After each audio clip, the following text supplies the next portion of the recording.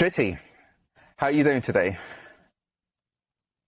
I'm great, thank you. Yeah, doing really good. It's been a busy week, but it's been really well. Yeah. It's been a busy week. It's Wednesday today, right? This week has been so long for me Yeah. as well. It's Yeah. it's one of those lengthy weeks. Definitely. Yeah, Well, yeah. thanks so It much. felt like it.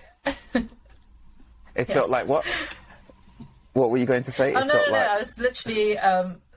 I was literally discussing it with a colleague on Tuesday, and we were both saying, you know what, it felt like it's already Friday vibes for some reason. It's just been a really busy week.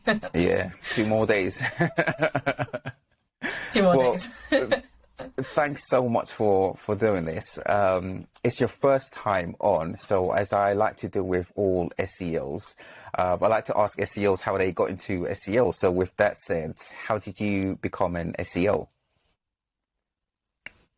Yeah, so I studied English and American literature at university, and during my final year of studies, I was having, panic as all students do about what to do moving forward, and English is quite a broad language, and I know that a lot of SEOs also have done English in the past, and you don't really know how quite to apply it. So I actually ended up getting a job in social media, like as a social media ambassador for my school, and I worked up to getting an internship through a partnership agency with my school, and on the list of available roles, the role was kind of like digital marketing intern, but with like a focus on SEO. And me just kind of not knowing SEO at all, I was like, oh, that's probably the same as social media marketing. And then I was like, that's definitely going to be the transferable. And then I start my role and I find out that it's nothing to do with social media marketing.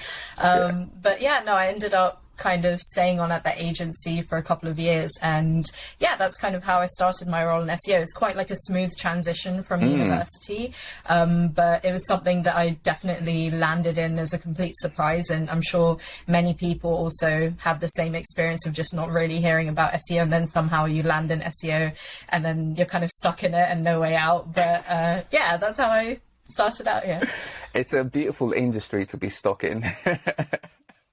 yeah. Definitely. It's interesting. I think a lot of SEOs these days are getting into SEO by formal courses at universities and whatnot. I know a number of SEOs who got into it by various outlandish, quite random means, but yours seems to be quite straightforward.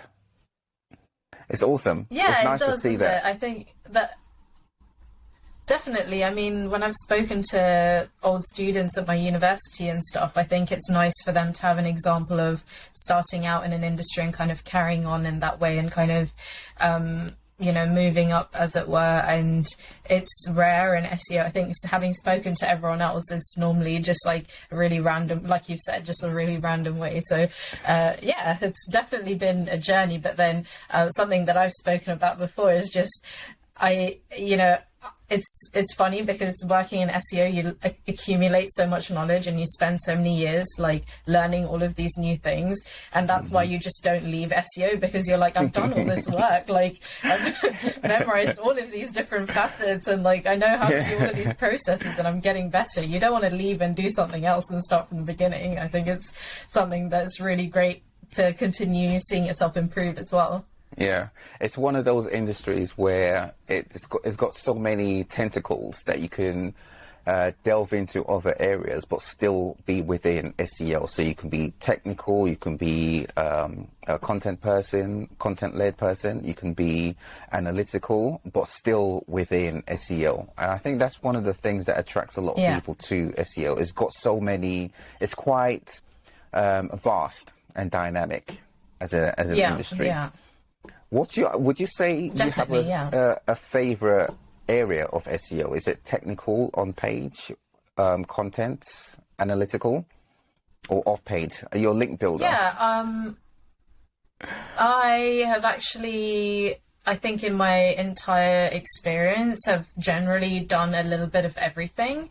Having worked in a couple of agencies now, I found that there's always going to be a day that I do a little bit more tech and a little bit more content. And I think I do quite like the technical side of things just because there's so much to learn and there's just no end to how much you can develop your knowledge in that area.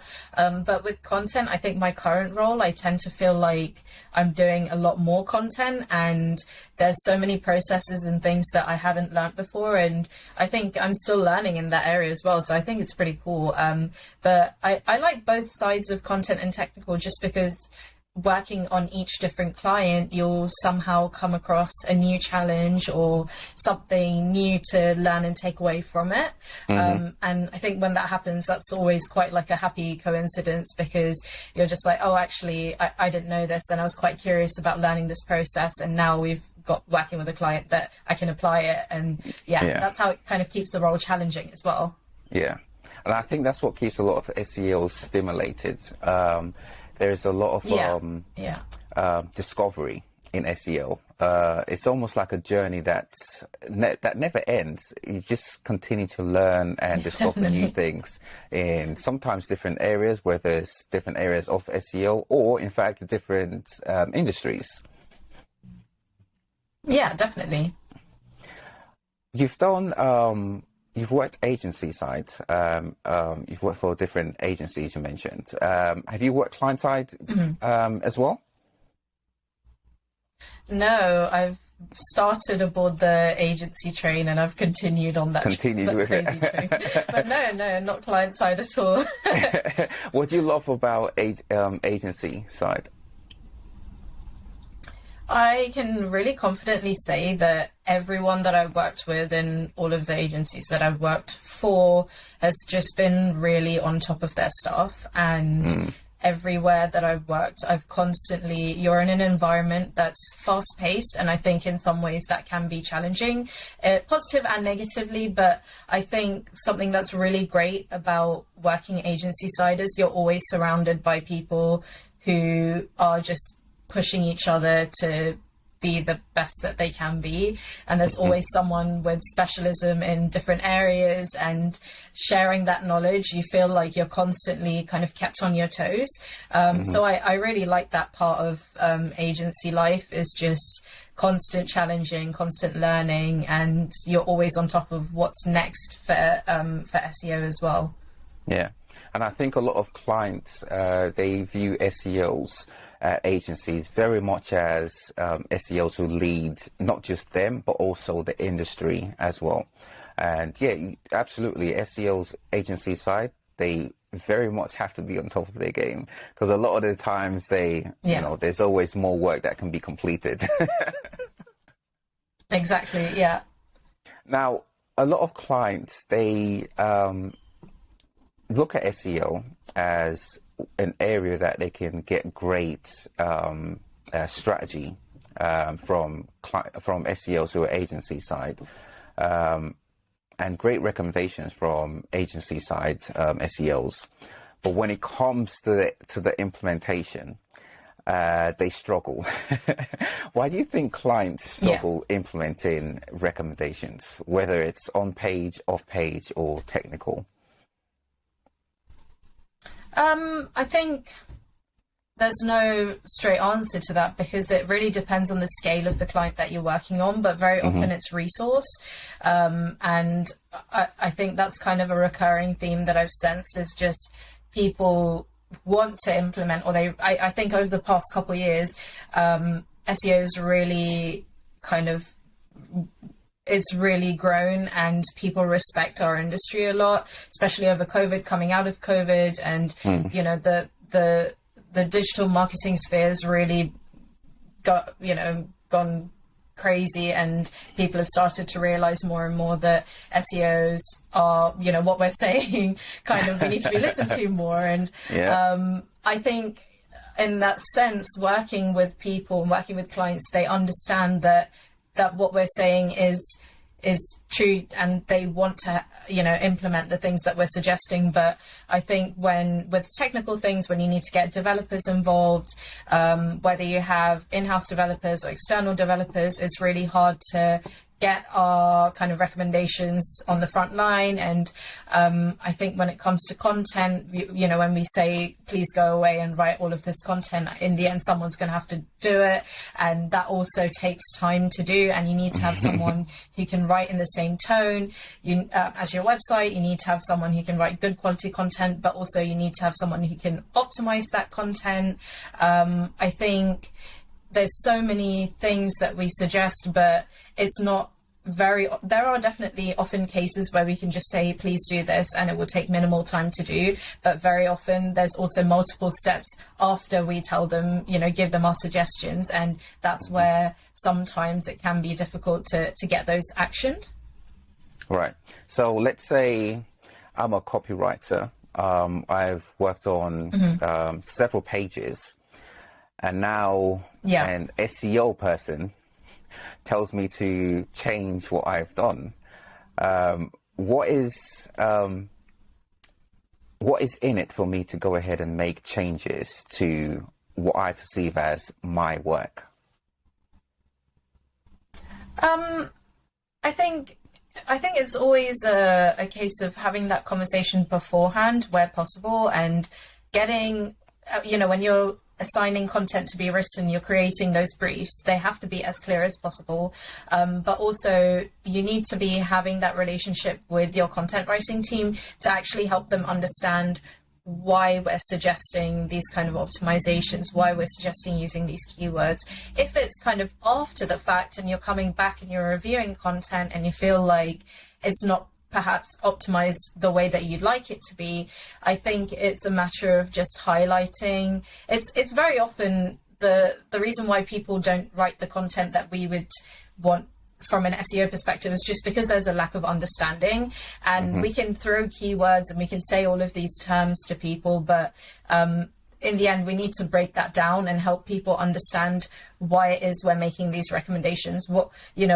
Why are we suggesting content needs to be written a particular way? Why do we feel like we need to have a unique topic per page? Why do we suggest, creating unique page titles or meta descriptions? And what is that? We need to do a training session, and that's something that I've definitely suggested doing for clients in the past, is just having a content training session, just so then you can compile all of your thoughts into a deck, present that deck, really answer some questions, but also maybe leave that person with a template that they can follow moving forward. I think it can potentially be frustrating when you have a lot of work that needs to go out the door, but I think there needs to be steps taken to bridge that gap of knowledge, because I don't think there's any fault with content writers per se, because I can see that they're all fantastic at what they do. I've written a lot of content myself. I've worked with people who are writing content, and it's just helping them understand what we do, and sometimes they just don't, because that's not their role too. So it's our responsibility to kind of help guide people. So how would you suggest an SEO agency side help an SEO client side help content writers within the same business? How do they go ahead and bridge the knowledge gap, as you mentioned?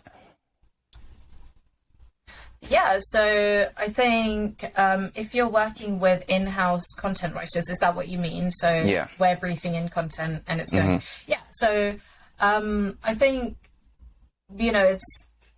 I think that's where I've done the training sessions in the past, and that's really paid off, is when I identified, having had a look at, I've sent previously, perhaps sent a couple briefs, and when we reviewed the content in the end, it kind of felt like it could have done with a little bit more optimization, or there was a bit of cannibalization there. And I think then it just kind of gives me an idea that, actually, maybe this is what could help us. So then we kind of going away and potentially running a training session, getting everyone who should be involved in that session. And then that's where having that training session, giving them best practice examples, and also maybe sending over some examples that you've done yourself. So take it on yourself to just find a piece of content on the site, do an example of you optimizing it in the way that you'd want it to be optimized, and then presenting that as an example could potentially help as well, and create a template.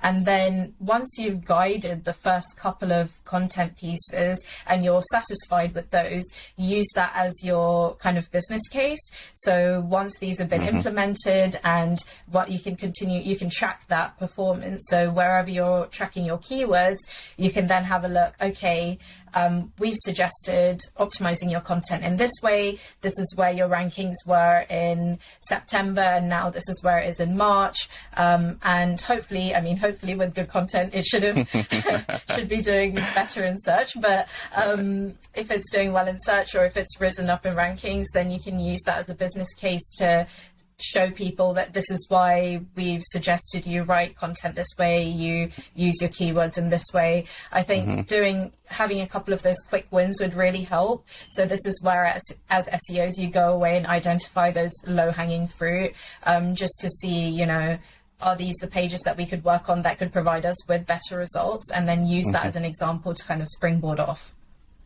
Okay, so all of this sounds great, right? So, but I'm a CMO, right? And I'm hearing and thinking of all of these things, this educational learning process, and I'm thinking to myself, this will take a very long time to complete. And in my mind, SEO takes 3 to 6 months to show results, right? That's the rhetoric I've heard from the industry. Is this rhetoric true? And if not, what is the time frame I should have in mind of how long SEO takes to show results? Oh, I think that's a really tough one. I feel like if you're working on enterprise sites, if you make a small change even, and I think this is where the issue is, right? If you work on enterprise websites, you can update a little bit of content and that can do miles very quickly. And I think smaller websites really struggle and it may take a little bit longer. So I hate to say it, but it depends, right? I think that's something that we all love to say, but unfortunately it's a case that it depends. If you find yourself working on a more corporate website, something that already has a good presence in search and it's a widely used brand, and that it will take a shorter time to see those results. But unfortunately, I would say about 6 months for working on SME websites, just because we want to allow ourselves that time to work on the website and see good results. If I was to work on an SME website and then say, I guarantee you'll see something in 3 months, it may just not be the case, and you don't want to make promises that you can't keep. So that's kind of why we say 6 months, just to allow us sufficient time, because there's always something, right? This year we've seen a lot of core algorithm updates, and I think that's something that also plays into where websites rank, and depending on the website you're working on, you may get hit more than other websites. So you want to allow yourself some sufficient time to actually see those results. So let's say we give it 6 months and we're seeing good results. Is there an endpoint to SEO? I think it depends on, again, the size of the website. For an SME, let's say. Okay. So it just depends on what your strategy is and whether you've kind of signed off to work on for, a longer period of time. If it's a retainer client, then, or if I was working in-house, then that's different. But if it was a client for agency side and you're on a retainer, then there's always got to be more work done. And I think it's a matter of your strategy and what you've discussed at the beginning. If you determine that it's a very small website and there's limited things to work on. I think there's probably a point where you would more focus on doing kind of blog posts, informational articles. If you've kind of done all of the category pages, you've done the home page, but I think you can kind of work on those informational pieces that can really, really help. And also, I think every year it's always worth revisiting, and with seasonality, there's always something new. If you're working on a website that perhaps is kind of, you know, like camping website, if you sell camping products, then there's going to be particular seasons that you may want to create more content for, or you may want to review content and do a little bit more keyword research to see, you know, what's new this year. And you know, if one year, like for example with COVID, if a lot of people weren't being able to travel to US to do their holidays, and a lot of people were looking at traveling to Europe more, and you're working on that camping website, maybe you could spend a little bit more time creating informational guides and content that's more targeted towards Europe. And I think that's where there probably isn't an end to SEO, because there's always more you can do, but it's very dependent on the size of the website you're working on as well, I think. Right, yeah. Within the industry, there's always, it seems like almost every day now, an algorithm update or release of some sort. And some brands view that as Google penalizing or attacking their business, right? What would you say to a brand who view algorithm updates as an attack on their business? I feel like that's so, it's so dependent on the site you're working on. If you're working on like a gambling site, for example, it's kind of a given that you'll have some penalizing and that stuff. But I don't necessarily think that Google creates algorithm updates to penalize websites. That's not why Google creates algorithm updates.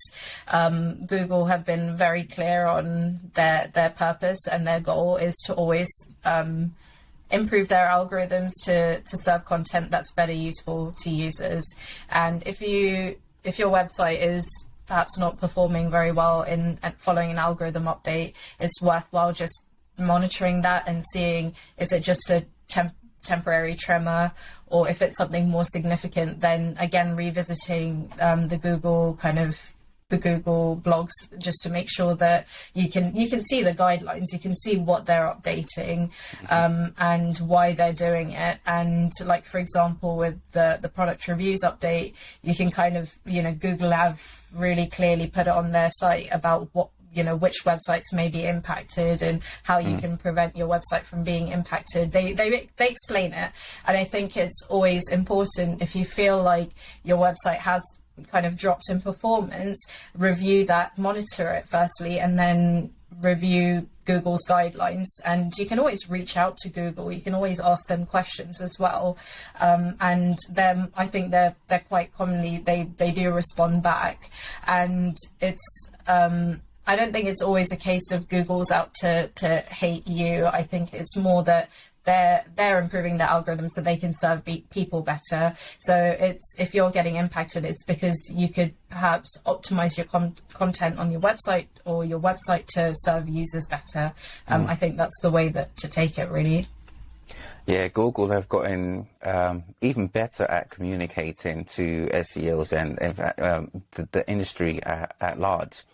Now, TikTok is has been on my mind for maybe going on 2 years now, and even more so these days in the last couple of months, because I've seen articles talking about TikTok search features, and there is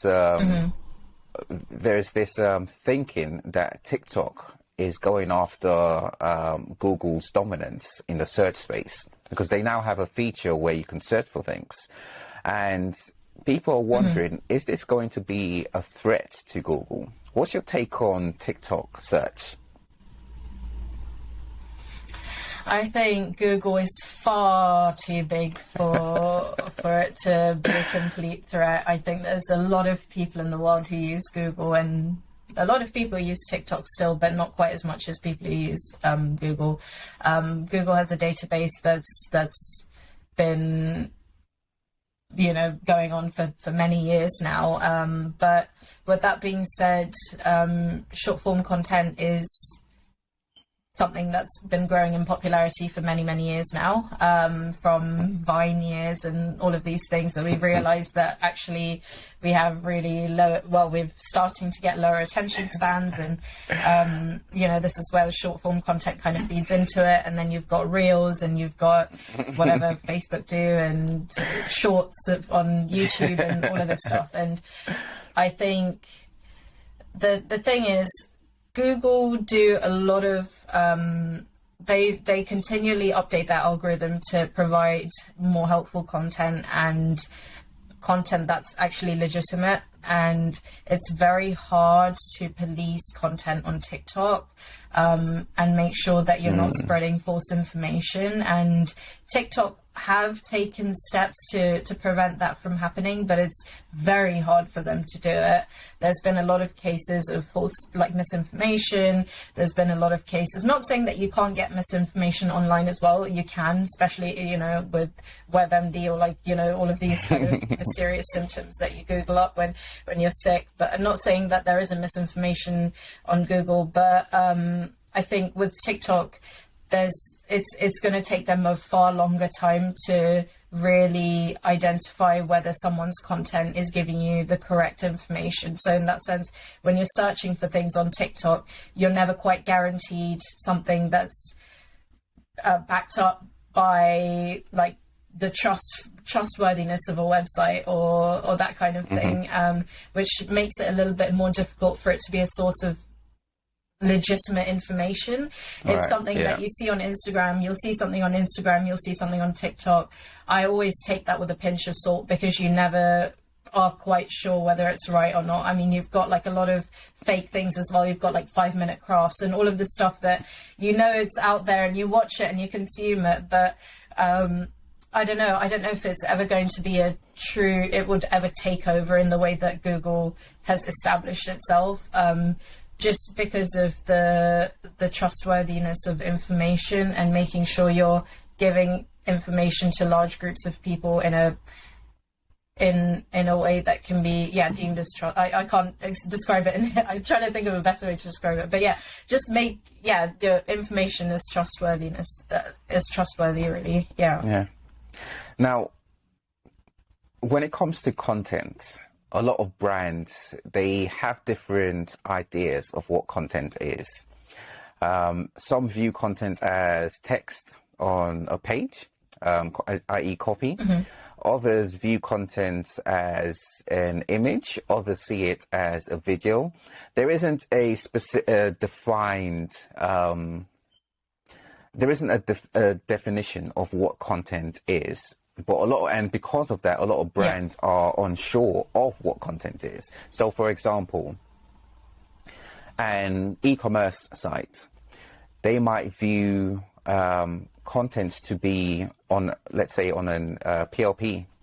They'll view content to be what they have on the page, and not text, i.e. copy. Others will view copy as content, and not the feed on the page. How would you suggest brands view or regard content? If I could give it a very simple yet awkward question, what is content? I actually genuinely think everything you listed is content, right? This is what Google takes into account when ranking your website. If you've got a guide, you've not only got step-by-step information, but you've also got a video, you also got FAQs on there. That's a page that's got really great content on it, because content isn't one-sided, and that's the fantastic thing about it. Unfortunately, as SEOs, we really have a limited reach into creating video content, and that's something that would sit within another department to do, but that's something we can very surely recommend as something that we could implement. When it comes to featured snippets and all of those kind of schema, like structured data things, this is kind of what we use as a guide, right? We can see what kind of structured data is recommended, and then we can see, well, actually Google classifies as a lot of these things as content. You know, you can use, you can have video on your website, you can have loads of images, you can have all of these things, because it helps provide a better user experience. And that's something, like, if you're looking for a recipe, not only have a recipe itself, but you have someone doing the recipe, you've got reviews of the recipe, it just shows that, it tells Google that actually that's a really trustworthy piece of content, because you've got everything on there and people can look at all of these bits of information, then they can gather whether this is a good recipe to make or not. So we definitely should take it into account, but it's just whether our reach kind of goes into the remit of like video content or images or photography or that kind of thing. We can certainly recommend it, I think. Yeah, there's that barrier that SEOs face, right, when we want to create stuff, where we have to work with different departments. Anything technical, we have to deal with the dev department, content creatives or content people. We have, again, those are those tentacles that SEOs have. Yeah, exactly. How have you found the helpful content updates? Have you seen a big impact generally? Well, I think the websites that I work on, they are a little bit kind of outside that, just because they're perhaps on more like the enterprise side. But I think that, you know, it does impact, not saying that there's been no impact whatsoever, but I think when you're working on a really large scale website, it's a little bit hard to tell, because it takes a lot to take down a website that's like that. But it's still something that we have to very much take into consideration when making recommendations moving forward, right? So it's not something that we should ignore. And I know that regardless of what kind of website you're on, when Google has an algorithm update and they tell you very clearly, like, this is why we're doing the algorithm update, then it's for us to be like, this is what we should kind of be doing as guidance for us to better help, you know, in our roles and in our recommendations. Yeah, I think maybe with further iterations, we might see bigger impacts to websites. But right now, even from the research I've done, it's been very minimal so far. But, you know, with further iterations, it might do gangbusters. It's interesting when we talk about content specifically, because I think content now has expanded from marketing to the general non-marketers, should we say. I say that because these days, I think a lot of user-generated content, again, going back to TikTok, that is a very big thing on TikTok, and social media as a whole. UGC is just exploding, and it's different to UGC, let's say 5 or so years ago, in that now social media are using it. Before, it was just websites, i.e. SEOs, i.e. webmasters that focused on UGC. Now that social media are using it, the whole idea of creating content has just expanded from marketing to non-marketing folks. And I wonder, will this change the way people search? I say that because if someone is searching for, let's say, recipes, right? They want to bake a cake and they're looking for a specific recipe. They're not necessarily looking to read how to bake a cake. They may want to look at how to bake a cake, i.e. a video. And video now these days seem to be the core of all the different types of content that's out there. And it seems to be spreading from the different types of verticals, whether it's I don't know, in any industry, you name it, even travel related industries, they very much focus on videos now. Do you think this would change the way people search? Yeah, I actually think it probably already has. It definitely has. It's changed the way that I look at recipes even. And I think there's definitely probably studies done out there that I'm not really too clear on, but I think it's a really fascinating subject, just because we as humans are more likely to buy something, do something, whatever it is, if there's someone else who gives us the thumbs up of approval or the thumbs down, or gives us their opinion, because we very much trust other people's opinions. And this is a good thing and a bad thing in many ways. And this again ties back to content that sits on Google or search engines. You can see that content, you can read reviews, but as a whole, you make up your own mind on these things. But when someone tells you something, it has a very different effect on people. And I think someone showing me a recipe and then telling me about it, I am definitely more inclined to make that recipe because I've seen it and it looks great, and they've shown it to be in a really quick way, and in 30 seconds I know how to make this dish. For sure, I've definitely gone to more Instagram or even TikTok to find these recipes or get inspiration for travel and all of these things that you're mentioning. For sure, I think it has changed, but I think it's something that it will really help the way we search, but I'm also just worried about the negative effects of those things as well, because there have been examples of unfiltered content going through, and whether it's YouTube or whether it's TikTok, there's a lot of instances that I know of that that kind of content is very detrimental. Like, for example, like baking, and this is something that's pretty crazy.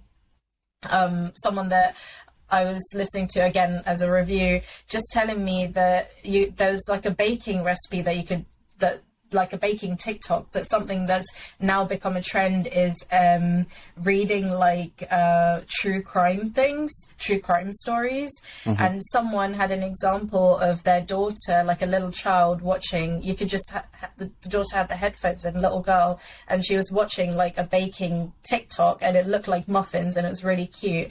And then the parent kind of listened to what was actually the sound of it, the sound clip, and it was actually like a true crime murder kind of podcast thing. And those kind of instances where you're getting where it's hard for the algorithm to filter out those things, where children are easily finding, if they're just looking on a baking website and or like a baking feed and it's super innocent, it's so hard to tell what is good and what's bad, because they can't police, it's hard to police those things. So while the search may be developing and it's changing, and it's still so new, and this is where the issues will lie, and there's going to be a lot of things that people need to change and work on for these social media apps to develop it into what Google is now. Even if it does happen, there's just so much that needs to happen before that kind of content I can trust it, because there's so many cases where it's fallen through the cracks and people have really suffered because of it, just because doing a thumbs up of those Tide Pod challenges and cinnamon challenges and whatever it is, this spreads like wildfire through these kind of apps, because one person gives it a thumbs up just because it's funny, someone else, then it goes on to someone else's feed, and then someone else's feed, and it's really, really hard to make up your own mind, because you're seeing all of this around you, you're visualizing it. Whereas if you just read it on Google on like an article about someone eating Tide Pods, then you're just going to be like, well, that person's a bit of an idiot. There's no fun behind it. But content makes things fun. Short form content makes everything so fun and light, and that's where it's hard. It's super interesting. I find it like a really, really interesting topic. Yeah, it's the next few years is going to be super interesting, because I think right now everything is just about to expand even more so than search has already. Yeah, for sure. Yeah. Now, pre-pandemic, post-pandemic, assuming we're behind it, how have you seen search? How have you seen search change? The landscape change? Yeah, I mean, I think it's just crazy to say just the industry has expanded so much, right? Starting out in SEO, as I'm sure you would have had the same experiences, starting out in SEO it's a small industry. It was still a growing industry, but it's small, and this is before COVID. And even just looking for help, or like help on how to learn, and even podcasts or whatever it is, like I love listening to podcasts, and I use podcasts as a way to kind of help myself, like guide myself into the industry. But there was still limited content out there about SEO even.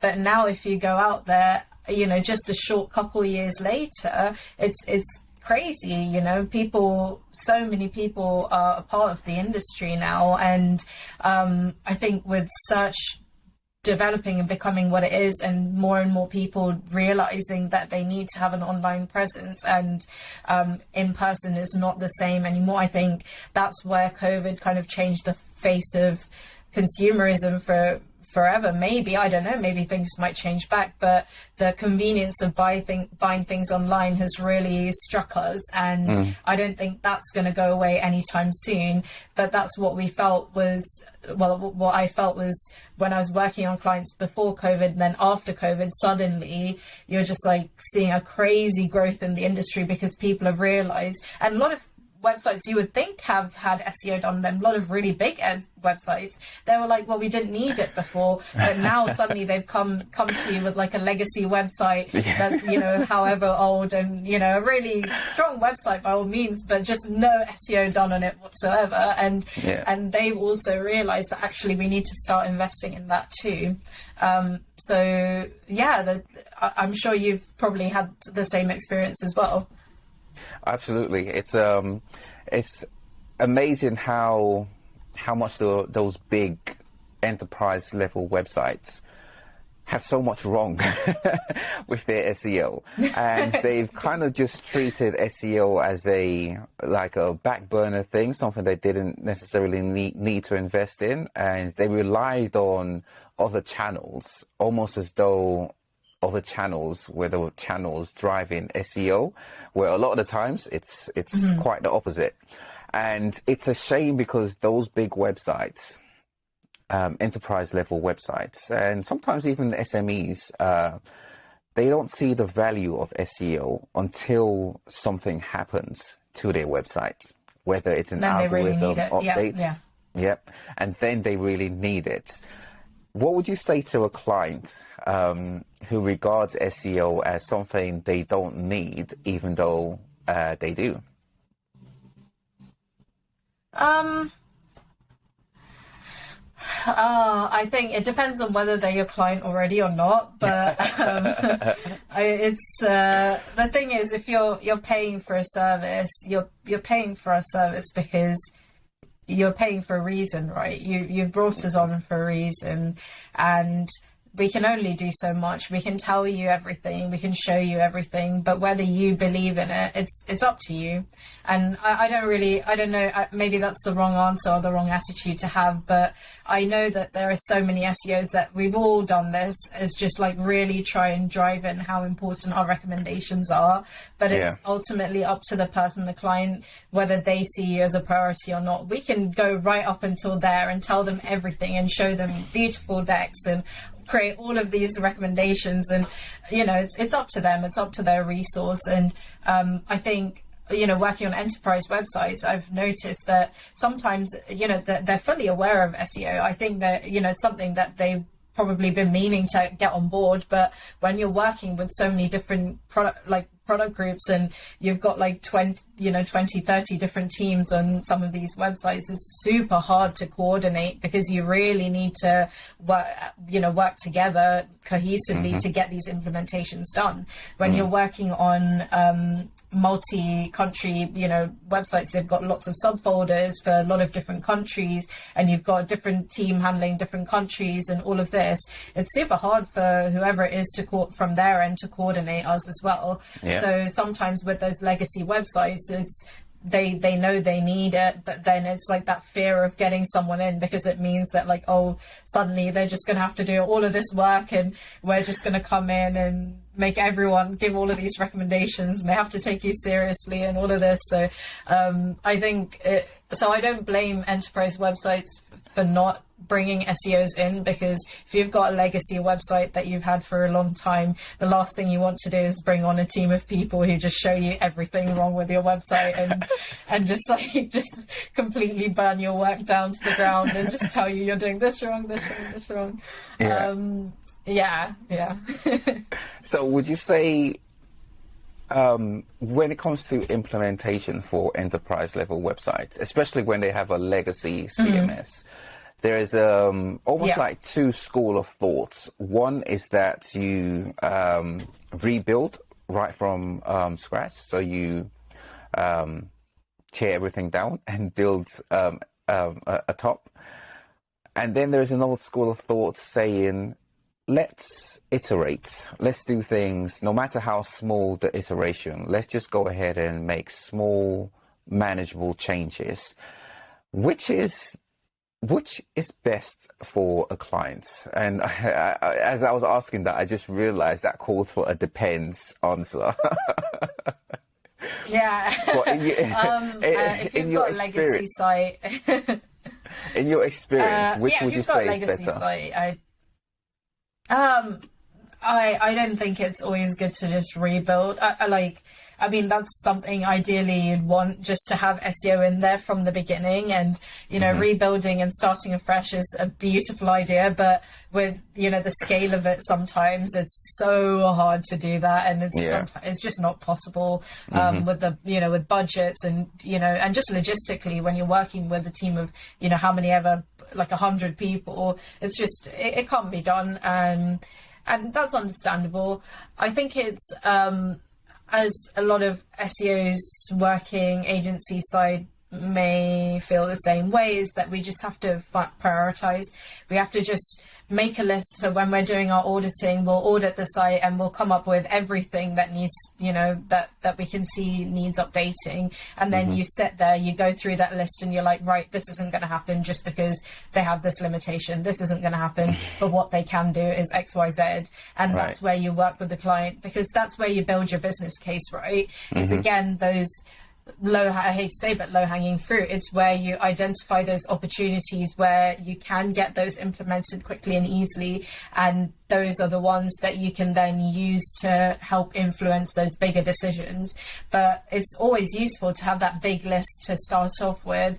It's just a matter of knowing that, I mean, someone I used to work with, I think that they were like, you just have to pick the hill you want to die on. And is this really the hill you want to die on? Is this really minor technical implementation? And as an SEO, it kind of hurts you to kind of oversee, you're just like brush off things, because when you've got that list, you're like, I really want to tick off everything on that list, but it hurts you when it's not possible. But sometimes you just have to pick the hill you want to die on. And I think that's when you kind of go for the changes that they see of value and that you can implement, that won't put too much of a strain on them and works within their time frames and their resource capability and stuff as well.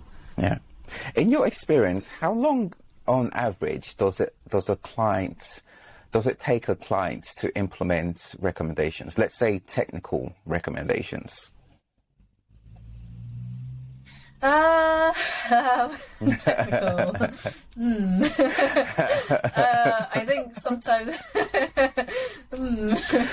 I don't know. I think when it comes to like certain technical, I mean, when you're working through like migration and stuff, and there are some things that you absolutely have to get done, those get implemented. Sometimes it might take them a while to take that on board, but it will get implemented at reasonable time just because they need to migrate.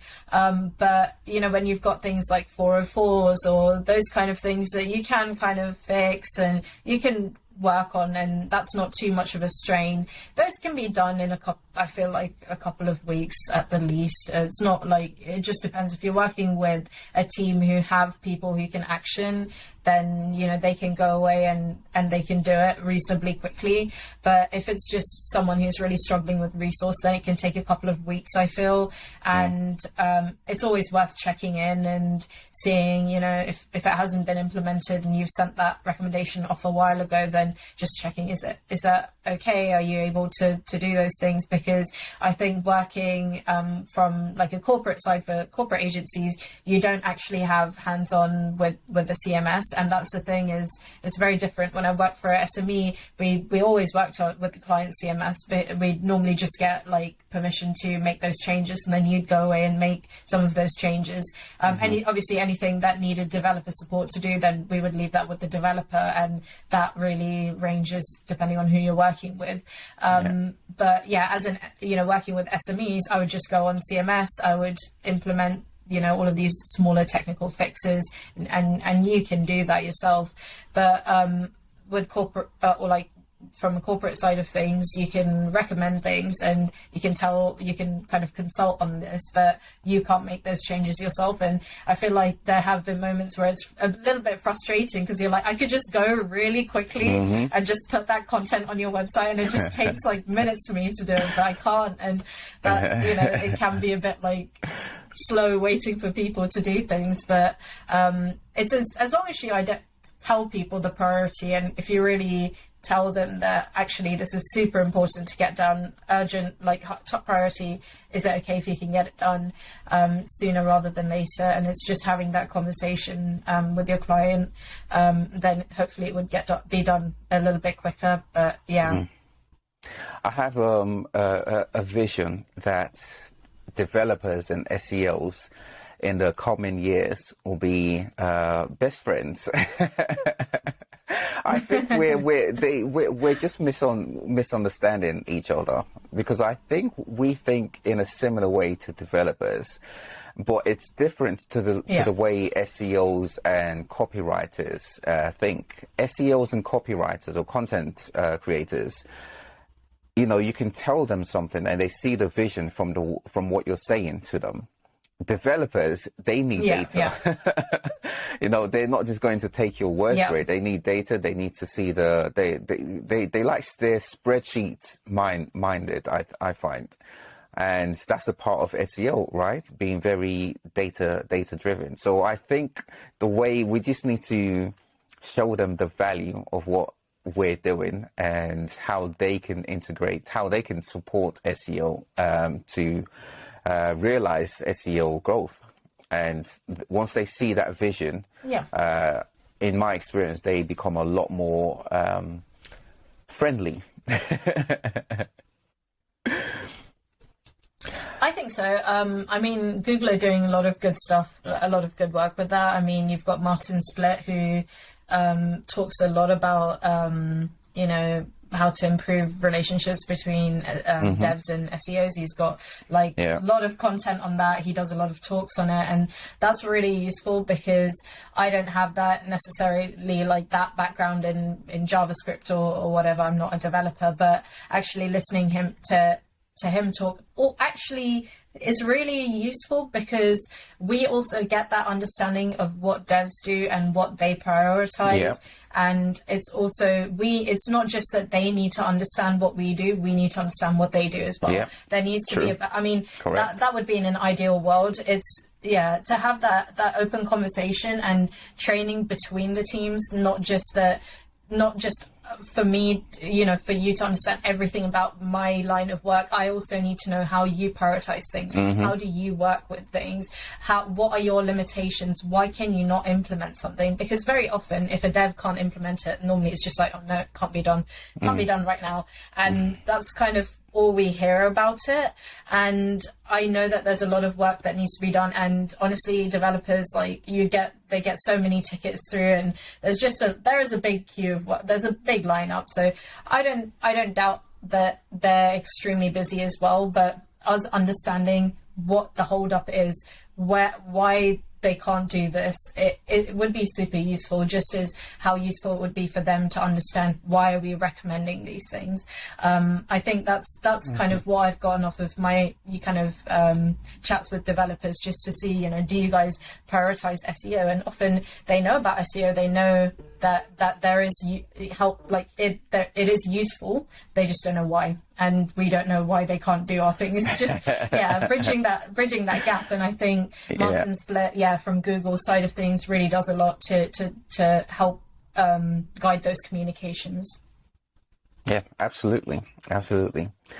Where do you see SEO headed in the next let's say 2 to 3 years?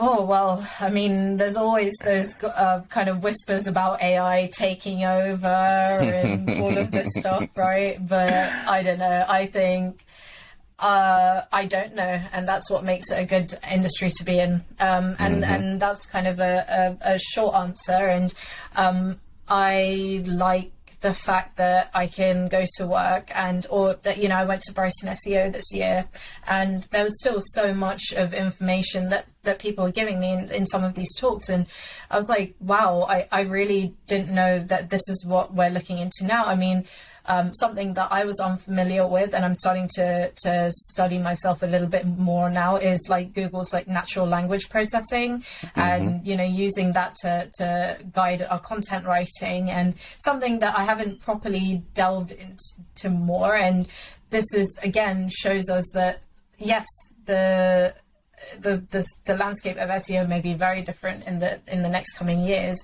but there's always going to be something different that we can develop ourselves to work towards. Just as much as Google updates their algorithm, we kind of update our processes and our knowledge base just to work with them. And I don't think Google's going away anytime soon, so we will always have something to work on and something to improve. So yeah, I'm glad I don't know what the future. I feel like it could potentially be boring knowing knowing that this is exactly where I'm going to be in a couple of years.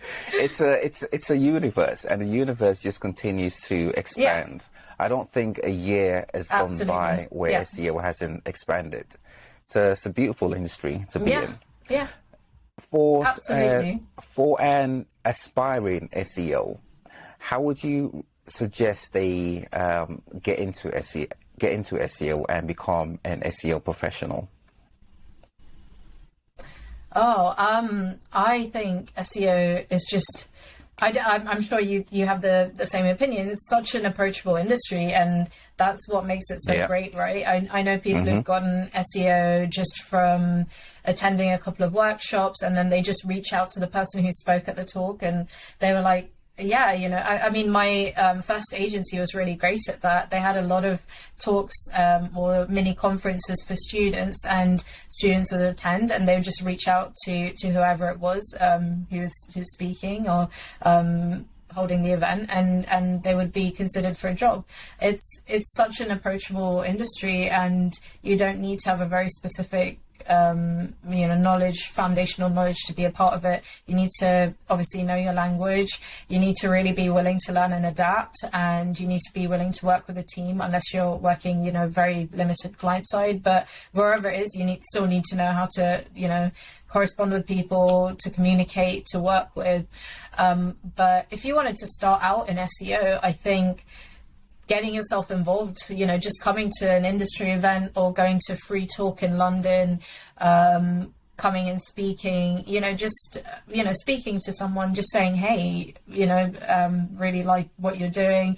The thing is, it's crazy how much SEO is hiring, and that's something that I feel like everyone has just struggled to fill. I can't think of an agency that isn't hiring at the moment, if I'm being honest. There's so many roles open in SEO, and there's so many wonderful people to reach out to and speak to, and it's always a matter of just dropping them a message, because more often than not, if they don't don't have a role available for you, they will know someone who will have a role available for you.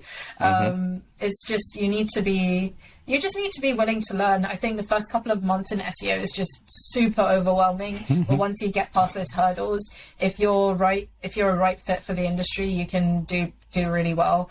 You don't need to have, I thought, like, I work in digital marketing now, and obviously I did English literature. I was always curious about marketing, and I always wanted to do it at university. And I saw that, some other like traditional marketing roles, just you needed a degree in marketing, and that really put me off. I felt quite sad about that, actually, because I was like, I'm never going to end up in marketing. And it was all a matter of just reaching out and, finding the right opportunity, doing that internship, which luckily turned into a permanent position. Yeah, it's just speaking, having a network, and putting yourself forward, and it will almost always be rewarded in this industry anyway.